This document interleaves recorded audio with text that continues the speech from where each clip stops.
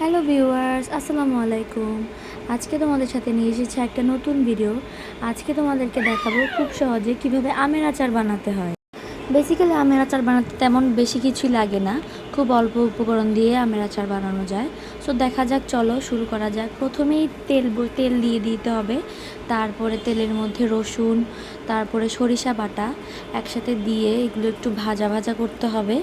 হালকা একটু নাড়াচাড়া করে এগুলো হালকা একটু ভেজে নিয়ে তারপরে কেটে ধুয়ে রাখা আমগুলো দিয়ে এগুলো একসাথে মিক্স করে নিতে হবে। একসাথে ভালো করে মিক্স করে একটু নাড়াচাড়া করে নেওয়ার পর এখানে আস্তে আস্তে সব মশলা দিয়ে দিতে হবে। এই যে দেখতেই পাচ্ছ, এগুলো সব একসাথে মিক্স করা হচ্ছে। এই আমের আচারটা কিন্তু আমি বানাইনি, বানিয়েছে আমার আম্মু। তো আম্মুই এই ভিডিওটা আমাকে পাঠিয়েছে, সো এই জন্য আমি তোমাদের সাথে শেয়ার করছি। দেখতেই পাচ্ছ, এই যে চলে গেল হলুদের গুঁড়া। হলুদের গুঁড়া দিয়ে দেওয়া হচ্ছে আস্তে আস্তে চারদিকে ছড়িয়ে।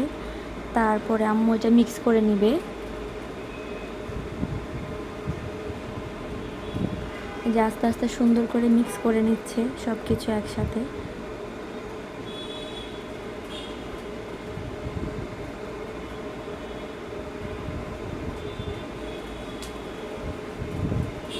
সব কিছু মিক্স করার পর এখানে দিয়ে দিল জিরের গুঁড়ো। জিরার গুঁড়া দেওয়ার পর এটা আরেকটু ভালো করে মিক্স করে নেবে। মিক্স করার পর একটু সিদ্ধ হয়ে গেছে।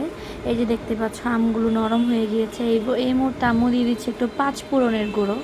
পাঁচফোড়নের গুঁড়ো দেওয়ার পর এটা ভালো করে নেড়ে চেড়ে সুন্দর করে মিক্স করে নেবে। দেখতেই পাচ্ছ আচারের কালার কত সুন্দর হয়েছে, দেখেই জিভে জল চলে আসছে, এমন একটা অবস্থা।